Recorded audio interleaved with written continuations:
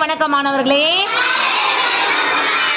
மீண்டும் தமிழுக்கான ஒரு ஆக்டிவிட்டியில் தமிழோடு விளையாடு 5ஆம் பாடத்துக்கான தமிழோடு விளையாடல இருக்கோம். ஏற்கனவே நம்ம என்ன படிச்சிருக்கோமோ அதை மீள்பார்வை ஞாபகப்படுத்துறதுக்கான செயல்பாடு இந்த செயல்பாடை கவனிப்பதற்காக 2ஆம் வகுப்பு மாணவர்கள் நம்ம கூட இருக்காங்க. கரும்பலகையெல்லாம் 5 வாக்கியங்கள் எழுதப்பட்டிருக்கு. ஒவ்வொரு குழுவும் எந்திரிச்சு நீங்கள் வாசித்து பார்த்துட்டு அடிக்கோடு, அதாவது அன்லைன் பண்ணியிருக்கக்கூடிய அந்த வார்த்தைக்கு என்ன சொல் வரும்ன்றது நீங்கள் எழுதணும். உங்களுக்கு தேவைப்பட்டால் நீங்கள் உதவி பட்டியையும் பயன்படுத்திக்கலாம். தயாரா? முதல் குழு எந்திரிங்க. அன்னக்கிளி கடைக்கு சென்றாள், அவள் கற்கண்டு வாங்கினாள். இரண்டாவது குழு. தமிழறிஞர் ஓவியம் வரைந்தார், அது மிகவும் அழகாக இருந்தது.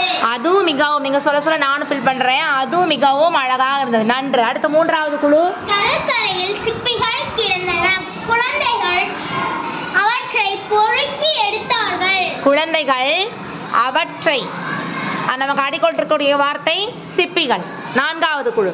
சிறுவர்கள் மரத்தடிக்கு சென்றார்கள், பழங்களை பறித்தார்கள்.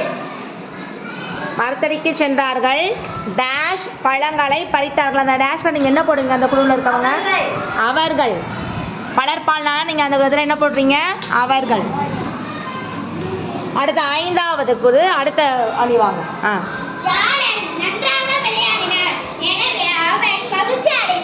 எனவே அவன், யாழன் அடிக்கோடிட்டு இருக்கனால நம்ம என்ன போடுறோம்? அவன்.